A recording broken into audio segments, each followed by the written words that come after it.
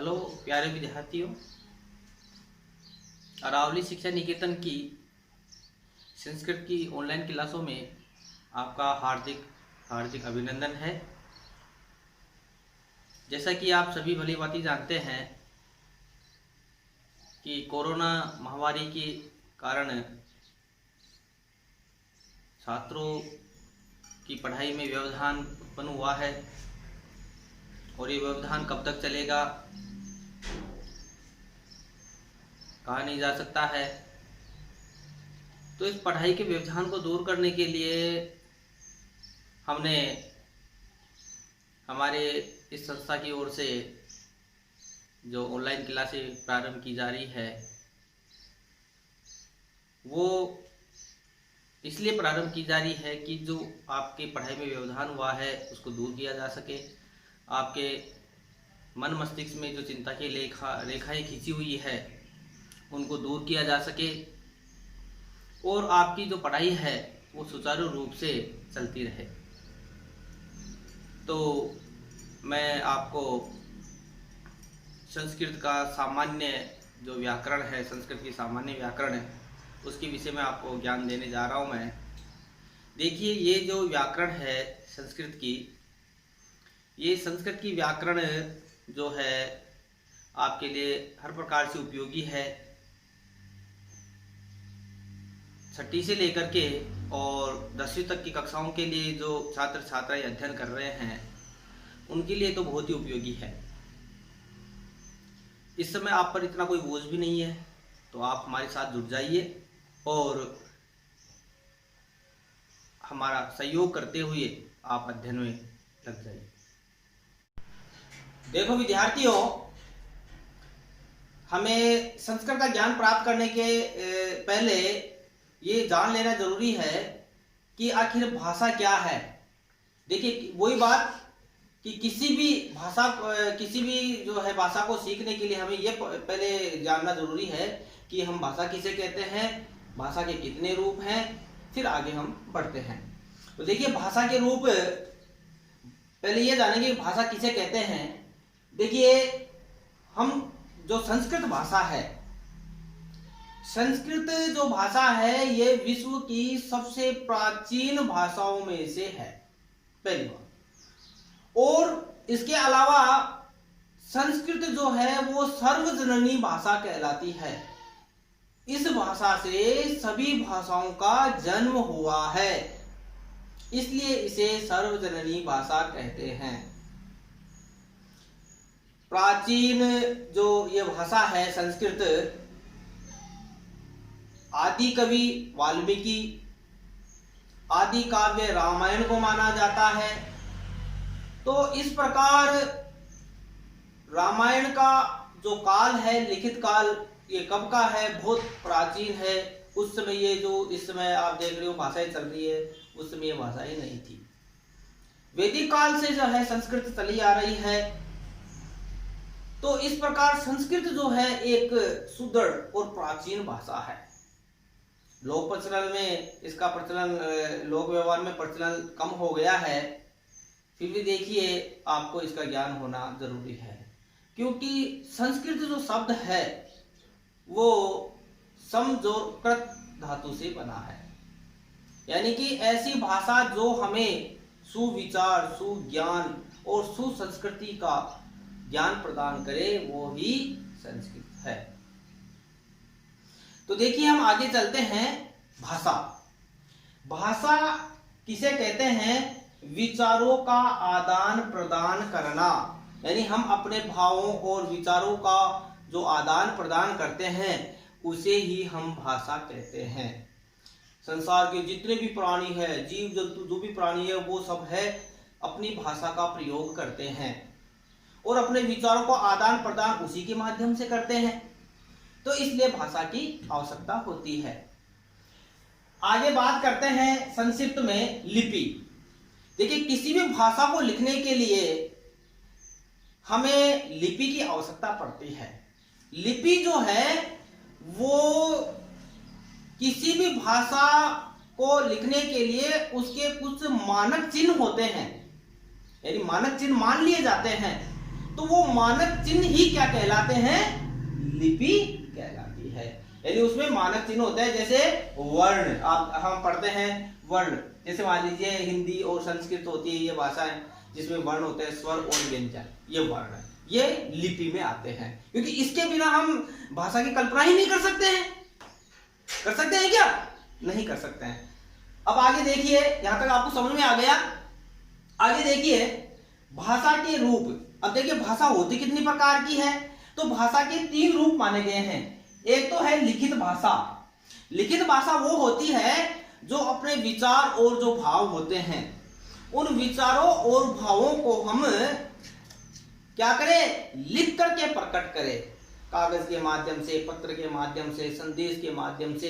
तो ये क्या हो गया, ये हो गया आपका लिखित भाषा। दूसरी जो भाषा है, भाषा का जो रूप है वो है मौखिक भाषा। मौखिक भाषा वो कहलाती है जिसमें हम अपने विचारों और भावों को क्या करें, बोल करके, मुंह से बोल करके और प्रकट करें, वो क्या कहलाती है, मौखिक भाषा कहलाती है। अब आगे आती है सांकेतिक भाषा। देखिए ये जो भाषा का वैसे मूल रूप में तो नहीं आती है, लेकिन सांकेतिक भाषाओं का आजकल ज्यादा प्रयोग होने लग गया है। आप पशु पक्षी ये इनकी भी एक भाषाएं होती है, लेकिन हम क्या उनको समझ पाते हैं क्या, नहीं समझ पाते हैं। तो उनकी भी अपनी एक भाषा होती है। मनुष्य हम देखते हैं, हम भी अपने दैनिक व्यवहार में कई बार मुंह से न बोल करके, लिख करके न, जो है हम इशारों के माध्यम से हम जो है वो सांकेतिक भाषा का प्रयोग करते हैं। तो वो क्या कहलाती है, सांकेतिक भाषा। अपने विचारों और भावों को संकेतों द्वारा, किसके द्वारा, संकेतों के द्वारा, इशारों के द्वारा, संकेतों के द्वारा हम प्रकट करते हैं, उसे हम क्या कहते हैं, सांकेतिक भाषा कहते हैं।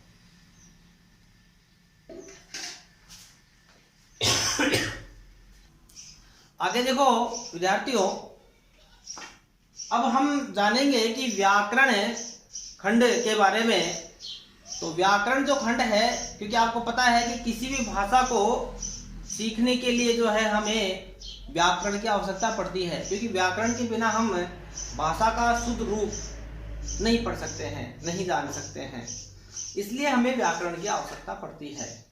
और आगे व्याकरण का क्या महत्व है वो देखिए आपको बताता हूं मैं। व्याकरण शब्द बना कैसे है, व्याकरण वी आ, जिसका आ शेष रहता है, इन दोनों उपसर्गों से मिलकर उसके साथ क्रय धातु लगकर के लुट पड़ने से व्याकरण शब्द बना है। अब इस व्याकरण शब्द का शाब्दिक अर्थ होता क्या है, वास्तविक क्या अर्थ होता है, तो देखिए व्याकरण का अर्थ है भाषा को व्याकृत, यानी कि भाषा को व्याकृत यानी विश्लेषित करने वाला शास्त्र। ऐसा शास्त्र जो किसी भाषा को व्याकृत करे अर्थात विश्लेषित करे, वो ही क्या कहलाता है, व्याकरण कहलाता है। व्याकरण एक शब्द शास्त्र है, ध्यान दीजिए, व्याकरण क्या है, एक शब्दों का शास्त्र है, यानी शब्द शास्त्र है जिसमें शब्दों का निर्माण होता है, जिसके अध्ययन से, अब देखिए जब हम इसका अध्ययन करेंगे तो उससे हमें किसका ज्ञान प्राप्त होता है, व्याकरण एक शब्द शास्त्र है जिसके अध्ययन से शब्दों की, देखिए किसकी, शब्दों की उत्पत्ति, यानी कैसे बने शब्द, कैसे बने, उनका निर्माण कैसे हुआ, उनकी उत्पत्ति कैसे हुई, फिर उनका विकास कैसे हुआ, विकास, उन शब्दों का क्या अर्थ होता है, और उन शब्दों का हम प्रयोग कैसे करें, कब करें, कहां करें, किस प्रकार से करें, उनका सम्यक ज्ञान प्राप्त होता है। क्या होता है, सम्यक ज्ञान, यानी अच्छी तरह हमें ज्ञान प्राप्त होता है। तो देखिए व्याकरण जो शास्त्र है वो हमें शब्दों की उत्पत्ति, विकास, अर्थ और प्रयोग का सम्यक ज्ञान होता है। तो इससे हमको पता चलता है कि शब्द की जो है उत्पत्ति कैसे हुई, विकास कैसे हुआ, उसका क्या अर्थ निकलता है उन शब्दों का, और उनका प्रयोग किस प्रकार से हम भली भांति करें। अब देखिए परिभाषा संस्कृत में व्याक्रियन्ते व्युत्पाद्यन्ते शब्दा अनेन इति व्याकरणम। व्याक्रियन्ते व्युत्पाद्यन्ते शब्दा अनेन इति व्याकरणम, अर्थात यानी ऐसा शास्त्र जो हमें किसी जो शब्द होते हैं उनकी उत्पत्ति, विकास, अर्थ और उनका प्रयोग का हमें ज्ञान देता है, वही क्या कहलाता है? व्याकरण कहलाता है। इसको आप अपनी कॉपी में देखिए, जैसे मैं पढ़ाता जा रहा हूं तो आप इनको जो है आप नोट करते जाइए, क्योंकि आपके लिए बहुत उपयोगी है। और जैसे जैसे हमारी क्लास चलती जाएगी, आगे बढ़ते जाएंगे, तो आप अपने पास जैसे आप ये वीडियो देख रहे हो तो उसी समय आप अपने पास एक नोट कॉपी रखिए और उसमें है जो आप क्रमशः लिखते जाइए। इससे आपका क्या है कि संपूर्ण जो व्याकरण आपकी धीरे धीरे आपको लिखती भी जाएगी और इसके साथ साथ आपको एक आपका संग्रह भी हो जाएगा। ठीक है, तो आप इसको नोट कर लीजिए।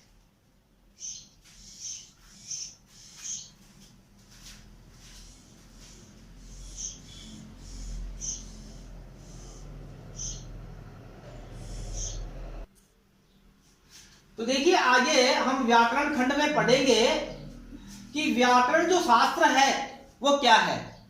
देखिए जो संस्कृत के जो आचार्य हैं, बड़े बड़े विद्वान, उन्होंने व्याकरण को शब्दानुशासन कहा है, यानी शब्दानुशासन शास्त्र भी कहा है। क्यों? क्योंकि ये जो व्याकरण है हमें शब्दों में अनुशासन सिखाता है। अपन शाब्दिक अर्थ देखे वैसे तो शब्दों का अनुशासन यानी शाब्दिक अनुशासन, यानी ये जो शास्त्र है हमें शब्दों का अनुशासन बताता है, क्योंकि इसमें नियम होते हैं। उन नियमों के आधार पर हम है किसी शब्द की रचना करते हैं, उनका निर्माण, उनकी उत्पत्ति, उसके बारे में जानते हैं, फिर हम वाक्य निर्माण करते हैं। तो इस प्रकार जो है व्याकरण का बहुत महत्व है। इसके बिना हम किसी भी भाषा का शुद्ध उच्चारण, शुद्ध बोलना, शुद्ध लिखना नहीं कर सकते हैं। इसलिए हमें व्याकरण की बहुत आवश्यकता होती है। अब देखिए व्याकरण, संस्कृत की जो व्याकरण इकाइयां हैं वो कौन कौन सी है, यानी संस्कृत की जो व्याकरण इकाइयां हैं वो कौन कौन सी है जो हम अध्ययन करेंगे आगे। तो देखिए पहली है, हम सबसे पहले हम ये जानेंगे कि जो व्याकरण है उसमें जो वर्ण विचार है वो पढ़ेंगे, यानी वर्णों का विचार, वर्ण कैसे बने, कौन कौन से वर्ण है, स्वर और व्यंजन कौन कौन से हैं, और उनको उत्पत्ति स्थान क्या क्या है। ठीक है कि नहीं? तो ये इसके बारे में हम जानकारी लेंगे, तो वो कहलाएगी आपकी वर्ण इकाई। अगला है फिर शब्द, शब्दों का निर्माण कैसे बनते हैं, शब्द वगैरह। फिर वाक्य का निर्माण, यानी वाक्यों का निर्माण कैसे होता है। फिर हम पढ़ेंगे संज्ञा के बारे में, संज्ञा, उनके रूप। फिर पढ़ेंगे हम सर्वनाम के बारे में। अगला है अव्यय, फिर विशेषण, फिर क्रिया, क्रिया कैसे, क्रिया का निर्माण कैसे होता है। फिर हम पढ़ेंगे संधि के बारे में, कौन कौन सी संधि है, उन संधियों के बारे में हम विस्तार से पढ़ेंगे। समास के बारे में, समास कितने हैं उनके बारे में हम विस्तार से समझेंगे, पढ़ेंगे। समास दो बार आ गया, इसको छोड़ दीजिए। आगे देखिए उपसर्ग, उपसर्ग के बारे में पढ़ेंगे कि उपसर्ग कौन कौन से हैं, उनका निर्माण कैसे हुआ, उनका प्रयोग कहाँ किया जाता है, किस प्रकार से करें। प्रत्यय जो होते हैं उनका हम उपयोग कैसे करें, उनका जो प्रयोग कैसे करें, उनको कहाँ लगाते हैं और किस प्रकार उनका निर्माण होता है, तो ये कहलाते हैं प्रत्यय हो गए। फिर हो गए कारक, कारकों का प्रयोग हम कैसे करेंगे, कहाँ इनका उपयोग होता है, तो वो सब हम पढ़ेंगे कारकों में, कारक जो है इकाई में। फिर आती है विभक्तियां, तो विभक्ति के बारे में पढ़ेंगे। जो विभक्तियां होती है प्रथमा, द्वितीया, तृतीया, चतुर्थी, पंचमी, षष्ठी, सप्तमी, अष्टमी, सप्तमी और संबोधन। तो इस प्रकार जो है हम विभक्तियों के बारे में पढ़ेंगे। तो इस प्रकार जो सारा जो है व्याकरण खंड का वो व्याकरण इकाइयों में आता है। तो इस प्रकार इसका हम अध्ययन करेंगे। तो मित्रों ये तो बात हो गई अपने इसके व्याकरण से संबंधित की।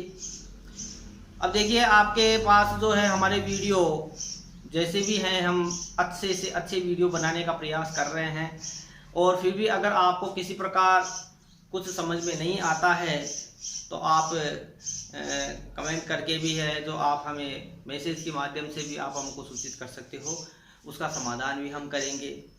और अंग्रेजी, हिंदी और संस्कृत की तो ये क्लासें चली रही है, इसके साथ विज्ञान की और गणित की कक्षाएं भी हम शीघ्र से शीघ्र प्रारंभ करने का प्रयास कर रहे हैं।